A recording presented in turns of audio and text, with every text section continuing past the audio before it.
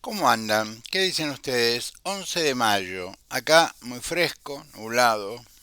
Eh, ¿Qué país?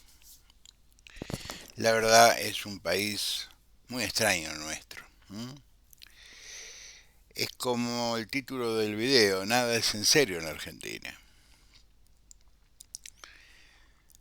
Eh, Israel vive una circunstancia de agresión permanente por parte de las fuerzas terroristas que rodean a este pequeño país. Hamas, la Hezbollah, siempre con el apoyo iraní detrás, en financia a unos y a otros. Y es una fuerza terrorista con capacidad de enviar misiles, es decir, tirar misiles sobre Tel Aviv, sobre Jerusalén, sobre la Franja de Gaza, etcétera, etcétera.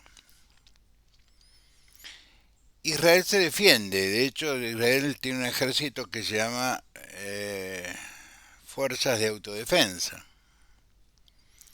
con su famosa cúpula de hierro que son son un instrumento de la inteligencia bélica que eh, capta hasta 20 misiles y envía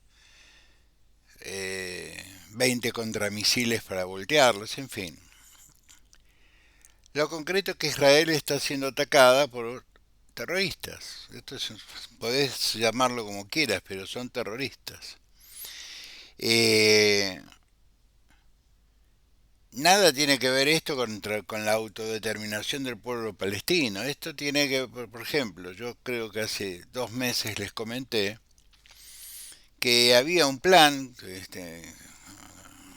que tenía Egipto un plan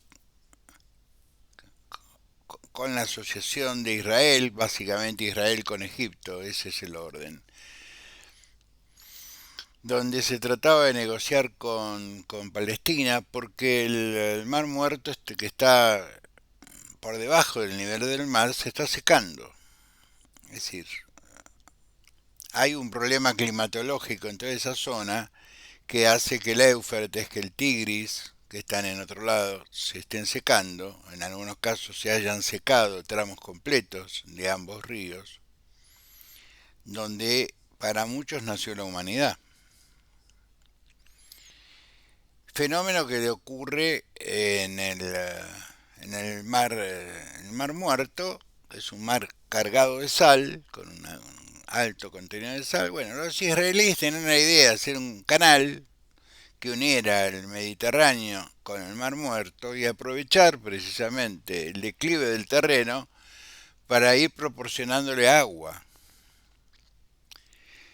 que volviera el Mar Muerto a tener la profundidad y la anchura que tenía hace 50 años.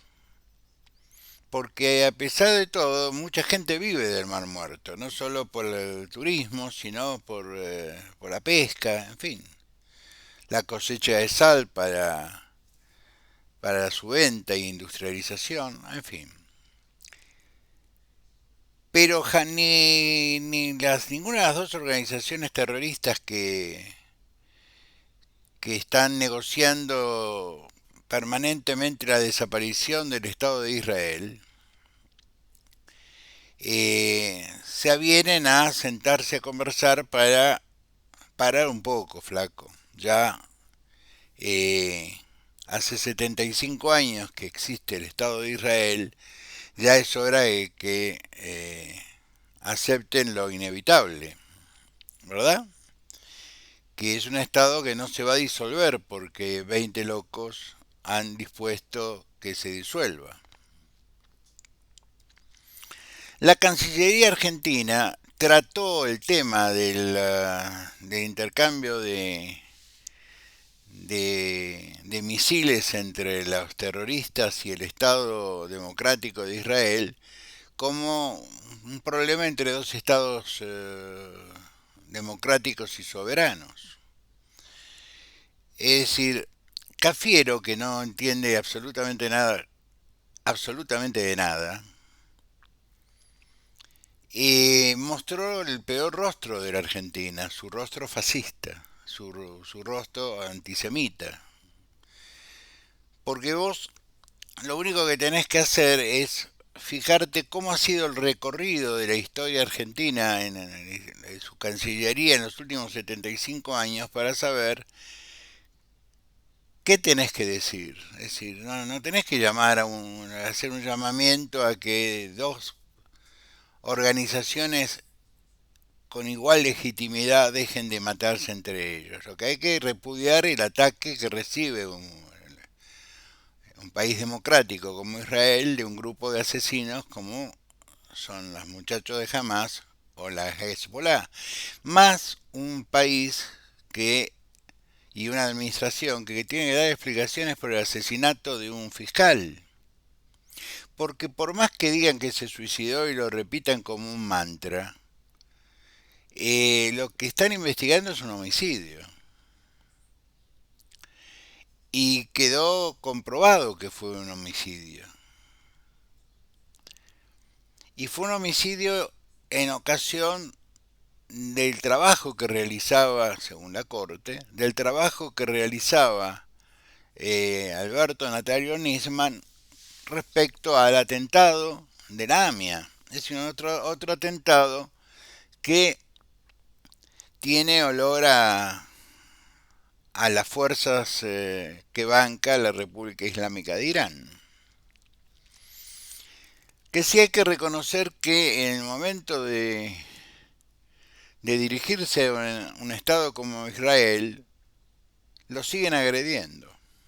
Ahora, lo que se encontraron hoy con un embajador que le dijo que nos produce una profunda tristeza, por no decir una profunda vergüenza. A cualquier argentino bien nacido, esta circunstancia lo tiene que generar algo de vergüenza. Pero Argentina y el peronismo en particular siempre tuvo una mirada fascistoide respecto a los hombres y mujeres de, que tienen que ver con la Torá, con el Deuteronomio, es decir, con el judío. Siempre el peronismo tuvo una mirada más bien despreciativa. Yo recuerdo cuando nos imputaban al radicalismo, nos llamaban la sinagoga radical. Nosotros tuvimos grandes hombres en la historia del radicalismo con ese origen. Moisés Levenson, Bernardo Griffun y tantos otros. Que sí, a mí no me sorprende que el peronismo haya mostrado una vez más su mirada fascista respecto a las relaciones que la Argentina tiene que tener con Israel. Este es el mismo gobierno, la misma administración o con los mismos personajes que asesinaron a un fiscal por investigar, precisamente un atentado que costó la vida a 85 argentinos. Pero cuando vos discutís esto con los kirchneristas, te dicen, no eran argentinos, eran judíos. No, flaco, eran argentinos. Si nacés en Argentina, sos argentino. Ya la discusión, arrancando la discusión así, era tiempo perdido. Pero bueno. Mario Seco, intendente de Ensenada, un tipo bajito, pelado, chiquitito, bastante ridículo en sus declaraciones siempre, Seco se ha caracterizado por nunca decir nada inteligente. Hoy volvió a demostrar esta aptitud que tiene para decir sandeces y amenazó a la corte con que si pretenden hacer lo mismo que a Lula van a volar en pedacitos. Yo supongo que, no digo hoy, pero mañana algún fiscal en la provincia de Buenos Aires tendrán los atributos suficientes como para llamarlo al señor Seco y decir, venga, venga, explíquenos esta frase.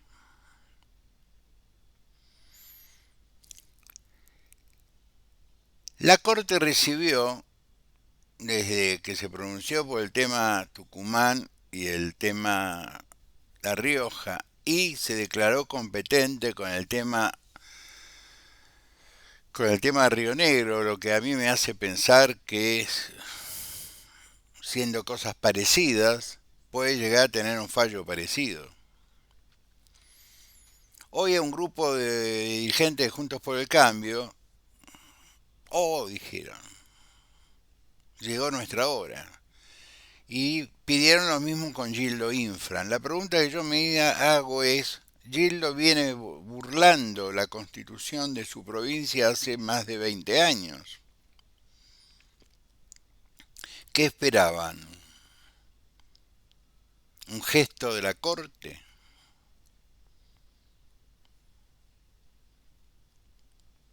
Más vale tarde que nunca, diría la abuela. Muy bien. Que si la corte va a tener que resolver lo que no resuelve la política.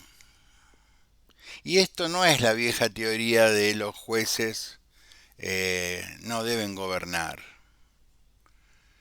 Los jueces rellenan espacios vacíos de cumplimiento de la ley.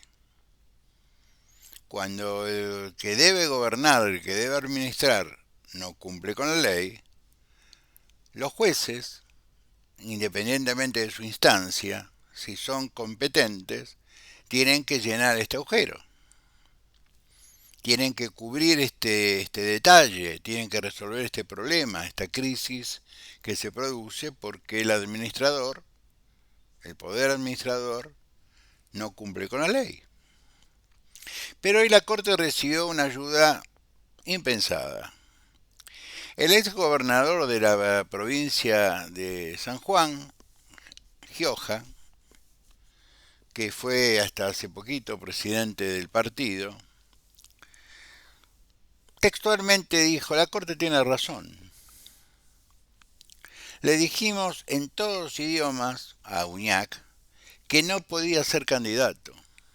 Es decir, el peronismo sabía que podía enfrentarse con este problema. Porque si a mí me dice el presidente del peronismo o el expresidente del peronismo, era un tipo muy importante dentro del esquema administrativo del Partido Justicialista. Le dijimos en todos los idiomas, quiere decir que agotaron todos los caminos para explicarle a Uñac que no podía ser candidato. Es decir, que el peronismo, en el gobierno, es decir, el kirchnerismo, no puede hacerse el sorprendido. Y si se hacía el sorprendido, Gioja lo sacaba de sacarle la mascarita. Le dijimos de todas las formas posibles que él no podía ser candidato, aún así insistió. Muy bien. Entonces, la circunstancia hoy es, y Juntos por el Cambio, un grupo de dirigentes de Juntos por el Cambio se acordó que hay abogados, usó alguno, escribió una impugnación de carácter general dirigida al juez federal con competencia electoral de la provincia de Formosa, planteando la incompatibilidad que tiene Gildo Infran para ser gobernador. Pero puede ocurrir que el juez declare no la improcedencia, la extemporaneidad, porque esto también tiene un plazo. Yo ayer te cuento esto porque es gracioso. La noche me llamó un amigo, un tipo que yo quiero mucho, mucho, mucho, y está en el mundo del periodismo. No es un tipo conocido, ¿no? Porque está detrás de las cámaras.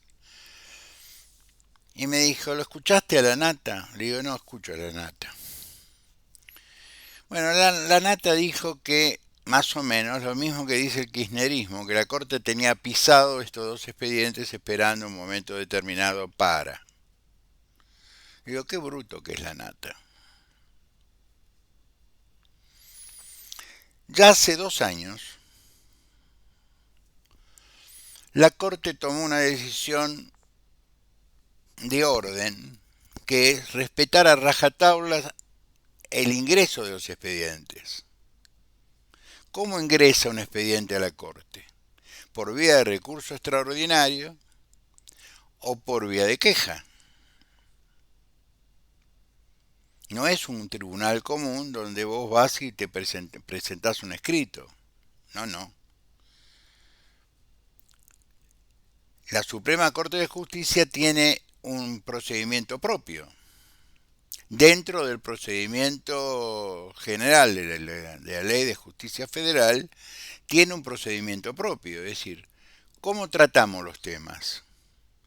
Y los temas se tratan en función del ingreso. Es decir, se respeta básicamente el, el orden de ingreso, pero dentro de ese orden de ingreso hay causas que por su naturaleza deben ser tratadas antes. Entonces se abren dos caminos. Cuando entra por la apelación común, por ejemplo, casación tomó una decisión que al judiciable no le gusta y apela ante la Corte. Esto es un camino. El otro camino es cuando entra por recurso extraordinario, en un caso de carácter extraordinario como es la suspensión de una elección.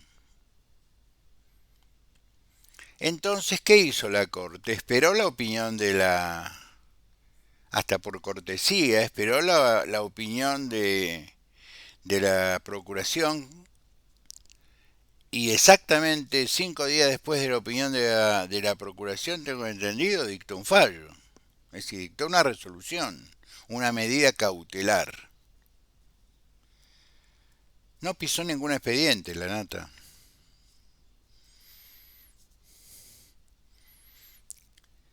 Yo le recordaría a la nata lo que decía Jacobo Timerman, si se nota no sirve. Vos no podés imputarle a la corte cualquier cosa porque te conviene, o porque alguien te dijo que, o porque los intereses de la empresa cuentan que, no sé, ¿hay algo de esto o es simple tilinguería? Pero casualmente es el discurso que tiene el kirchnerismo. Podría haberlo dicho hace una semana o 15 días. Bueno, primero, ¿hubiera modificado en algo? No. ¿Cuál es la diferencia? Que lo dijo la semana. San Juan lo resolvió con bastante inteligencia. Dijo, muy bien, no sé, la elección se hace igual. Lo que no se va a votar es el cuerpo de gobernador y vice. Es Tucumán la que tiene esta cosa de... En Tucumán se hace lo que yo mando. Entonces, si no me votan a mí, no votan a nadie. Y acá ponen en serio riesgo al Tribunal Electoral de Tucumán y yo le pido a que desde este humilde lugar, y espero que ustedes hagan lo mismo, arroben a José Cano y a la gente no a mucha gente del PRO, porque el PRO tuvo problemas, trajo gente que después se fue al frente de todos, o al frente para Victoria, al frente de todos. Pero arróbenlo a José Cano y pídanle que le diga a la justicia provincial y básicamente a la justicia electoral provincial que cumpla la manda de la Corte. La Corte no suspendió el acto electoral. Suspendió la votación de gobernador y vice, pero se puede votar intendente, diputados provinciales, etcétera, etcétera. ¿Que tienen problemas? Tienen que armar los bolsos de comida 2 veces, porque antes armaban el bolso, llevaban el voto y con el voto de gobernador arrastraban el resto de la lista. Bueno, tendrán que armar otro bolso con más harina, más aceite, más azúcar, más hierba. De paso, mueven un poco el mercado interno tucumano. Que sigue ahí, lo tenemos a Mario Seco amenazando, Tucumán haciendo lo que manda Mansur y San Juan, con algo más de racionalidad, nos dice se vota todo menos gobernador y vice, que es el objeto de la suspensión de la Corte. Y después tendremos que esperar qué pasa con Río Negro, que es un tema, pues ya se votó en Río Negro. Es un tema jurídicamente un poco más complicado, porque hay un resultado. Pero la Corte se declaró competente. ¿Qué quiere decir? La Corte dijo, yo puedo tratar este tema. Cosa me llamó la atención, porque normalmente la Corte, ¿qué hace cuando ya se votó? Es un problema de la justicia de la provincia. Pero vuelvo a repetir, acá se ataca no solo a las constituciones locales, sino a la constitución nacional, a los pactos que nadie da pelota y que yo sugiero lean, que están en el 75 inciso 22. Ahí están nombrados el pacto social y político, el pacto de San José, en fin, ahí están todos los pactos que la Argentina le dio categoría de constitucional, o lo que se llama el complejo federal, que le dio categoría de manda constitucional al incorporarlo en el año 94. Es interesante esto. Ahí apareció una nota que Tinelli debe 633 millones de pesos al Banco Central, es decir, no, no le debe al Banco Central. Giró cheques por 633 millones de pesos y el tipo está en libertad. Los que me oyen, yo supongo que hay abogados que me escuchan, saben qué pasa si alguien gira 4 cheques sin fondos.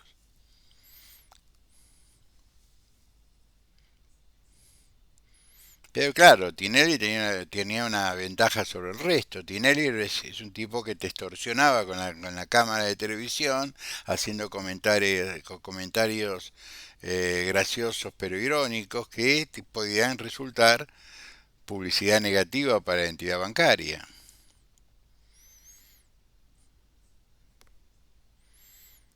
Yo diría que si hay una persona que giró 3, 4, 5 cheques sin fondos porque esperaba que entrara un dinero y este dinero no entró, tiene un buen argumento para decir a mí no me toquen, no me molesten, porque no lo molestan a Tinelli, que debe 633 millones de pesos en cheques sin fondos, de varias empresas donde él es titular. Pero así estamos.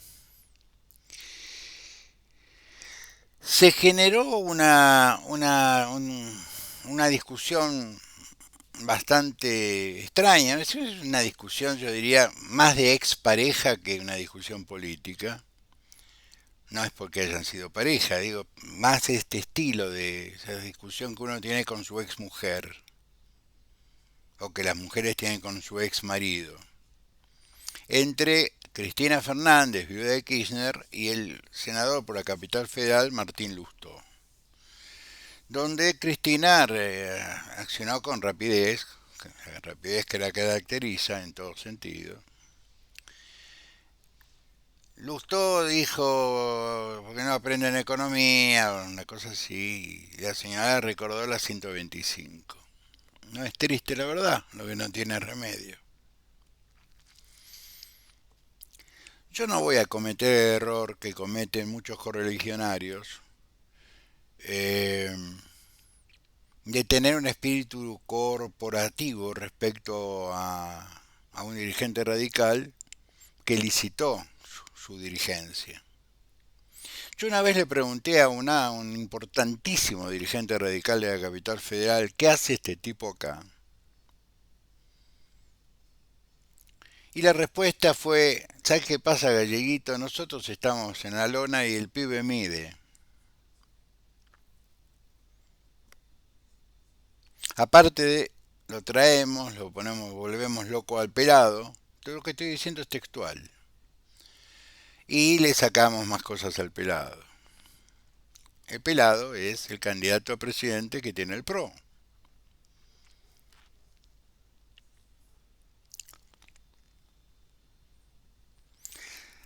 Yo tuve una indignación personal al año de cumplirse el primer aniversario de muerte de Julio César Estracera.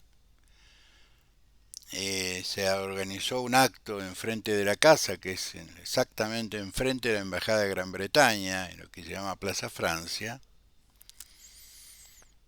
Eh, Nos reunimos, no más de 20 radicales, y apareció este muchacho, tipo pavo real, y hacer el discurso. Entonces yo estaba parado al lado de Nocilia y digo, me puedes explicar qué es esto? Me dice, no, lo estamos moviendo, lo estamos haciendo caminar. Y digo, pero Julio, este pibe no lo conoció a Julio. No, la verdad que no. ¿Querés hablar vos? No, de ninguna manera. Me devuelto y me fui. Esta fue la razón profunda, y yo sé que el radicalismo de la capital se va a enojar muchísimo conmigo. Pero la razón profunda fue esta. Estamos rodeados sobre todo un sector del radicalismo. Esto no tiene nada que ver con Brandoni, no tiene nada que ver con Suárez Lastra, con Soler Ilia, no, no tiene que ver con ellos, con Rubinstein, con tipos como Pedro Querido, es decir, con la buena gente que tiene el radicalismo en la capital federal. Esto tiene que ver con la conducción del radicalismo. Que tiene conducción porque a nadie le interesa gastar un mango en discutir la conducción del partido. Más deprimente que eso, no hay.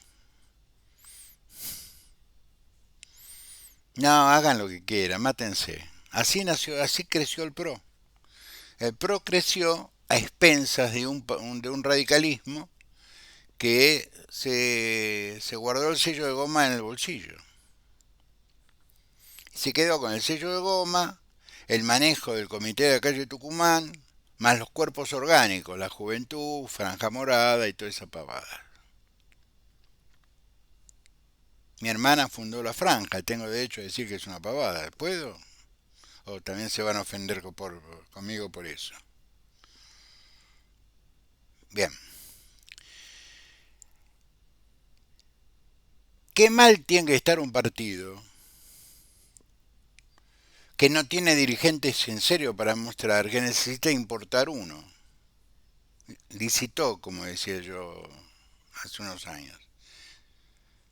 Llamó a licitación, el único que se presentó fue Martín Lustó, y en vez de declararla desierta, lo sumaron, porque Martín no entró en un comité, fue y se afilió, no, él arrancó siendo dirigente. Si no, sigan la carrera política de Martín Lustó en el radicalismo de la capital federal. Y lo tiene al pelado, dicen, que el comentario sobre o me apoyás como candidato a jefe de gobierno, o yo te armo lista igual y...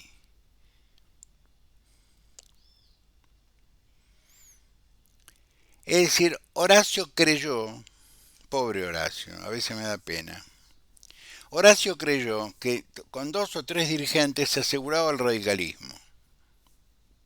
Y uno de esos dirigentes era Martín Lustó.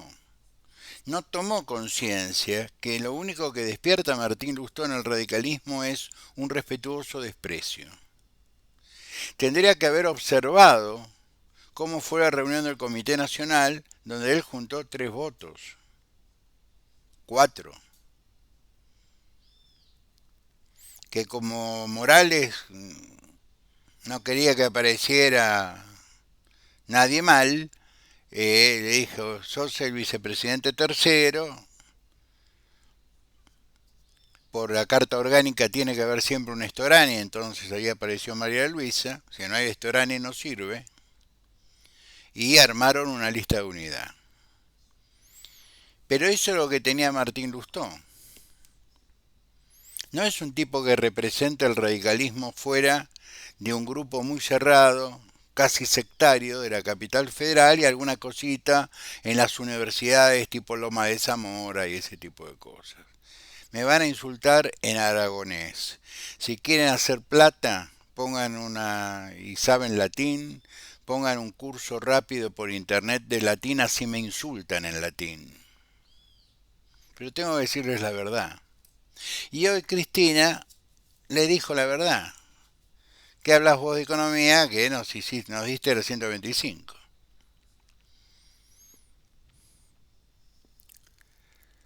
Por eso yo afirmo que no hay nada serio en la Argentina. Y para terminar, está Ucrania está recuperando Marmuk, así creo que se pronuncia. Está avanzando de 3, 4 kilómetros, 5 kilómetros, está recuperando la ciudad. Más allá de los problemas que tiene Rusia con los mercenarios de Wagner, ¿no? Los wagnerianos, pobre Wagner. Era un músico extraordinario, de una genialidad extraordinaria. Pero tuvo la mala suerte que fue el músico preferido de Adolfo Hitler y que un grupo de asesinos a sueldo le pongan su nombre a un ejército privado. Pero aún así recomiendo la obra de Wagner, es extraordinaria, sobre todo las Valquirias. Que sí estaría recuperando el nudo del Donbass.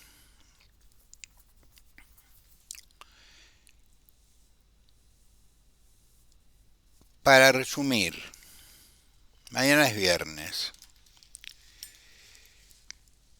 Hay 2 minutitos más y los dejo. Hay una incógnita que tiene que ver con nosotros. Porque de última democracia la resuelven los ciudadanos. Bien, mal o regular, la resuelven los ciudadanos.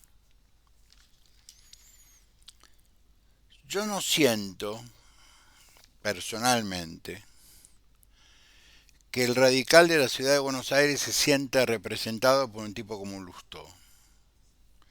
Si me dice que se siente representado por un tipo como Lustó, yo le tengo que hacer inmediatamente una pregunta. ¿Vos trabajás en el gobierno de la ciudad? ¿Trabajás en la legislatura? ¿Trabajás en el Consejo de Magistratura? ¿En el CIAMSE? ¿Estás contratado por la Universidad de Buenos Aires? ¿Tenés un contrato en el Clínicas? Tema que nunca se terminó de investigar, pero es digno de que se investigue. El Clínicas, el Hospital San Martín, el Hospital Escuela. Si me contesta todo esto que no, diga, bueno, es un muchacho que tiene un disturbio de carácter ideológico, pero está en su derecho.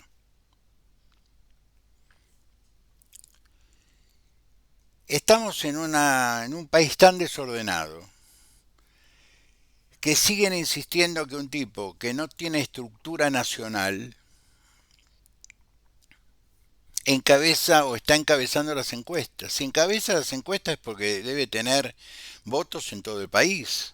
Si tiene votos en todo el país, si yo voy a votar a un tipo de presidente, si soy capaz de votar a alguien de presidente, soy capaz de fiscalizarlo, soy capaz de armar una mesa en la esquina de mi casa, con panfletos, con un cartel que diga Piruro presidente.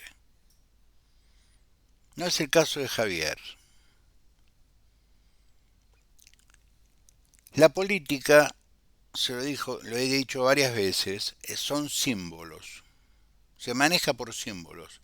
dónde se sienta, quién está parado, quién está al lado de quién habla primero, quién habla segundo. Es muy simbólica la política, muy simbólica. Entonces yo tengo que observar estos datos de la realidad. Dos dígitos, Javier tiene en la capital federal. Dos dígitos tiene en La Rioja. La Rioja creo tiene la misma cantidad de habitantes que la provincia de Jujuy, creo, más o menos. No de habitantes, de ciudadanos con capacidad electoral, medio millón. Al 15%, pongan el 20, 2%, son 100.000 votos. Votan 35, más de 35 millones de ciudadanos. En todos demás lugares, o no puede presentar lista, o saca el 2%, 3%, como acá, que un grupo de peronistas armaron una cosa de libertarios, pintaron dos paredes y listo. Entonces hay una correlación de datos que hay que tomar en consideración. Si un tipo es capaz de tener 30 puntos de imagen positiva, ¿me pueden explicar cómo no es posible que ese tipo no tenga una estructura, no haya logrado armar una cosita?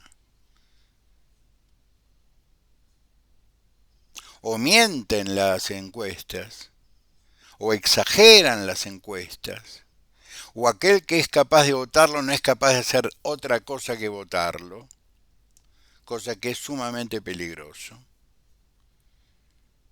O estamos frente a un enorme fraude. Es una cosa que vamos a tener que esperar a octubre para saber tener la respuesta a estos interrogantes que plantea Guillermo. Pero entienden lo que les quiero decir. Si un tipo tiene el 30%, el 25% de mirada positiva en todo el país, en encuestas nacionales, ¿me pueden explicar por qué no logra juntar fiscales en Córdoba o en Santa Fe?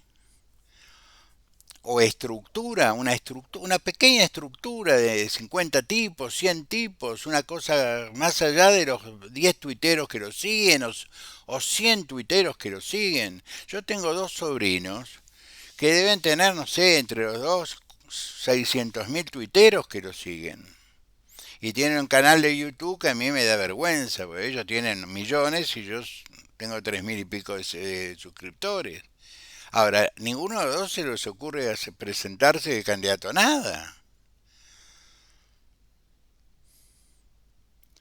Yo les estoy advirtiendo que estamos siendo víctimas de un engaño fenomenal por parte de los medios, por parte de algunas empresas, y lo estamos viendo con naturalidad. Esa es mi preocupación. En octubre no me sirve que me digan, Mansa lo dijo. Porque está comiendo los votos a Juntos por el Cambio. Si se los come, es porque Juntos por el Cambio no tiene un candidato atractivo. Si hoy los 4 candidatos de Juntos por el Cambio, sumados, poner 21, poner 16, más 6, 21, 16, son 37 y 6, 43. Estamos ahí en los 42 puntos que sacó el espacio. Pero con esta contra se ha tironeado tanto de la cuerda que yo no sé si los votantes, es decir, no es que yo no lo sepa, está medido, los votantes de Patricia no lo votan a Horacio y viceversa. Porque los votantes de Horacio en Capital es el radicalismo de Lustó y ellos venden que son progresistas. Nunca votarían Nunca votarían a un tipo de derecha. Miren de dónde viene Martín Lustó, pero tiene exigencias ideológicas. Eso quería comentarles. Estamos en problemas, pero no estamos en problemas tan graves que no los podamos solucionar. Hace falta patriotismo. Necesitamos tres gestos patrióticos. El radicalismo va a acompañar tratando de ganar todas las provincias que sea posible. Necesitamos que tres argentinos tengan un gesto de patriotismo hacia un país que les dio todo,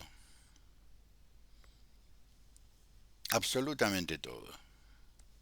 Los quiero mucho, nos vemos mañana, sean buenos, pórtense bien.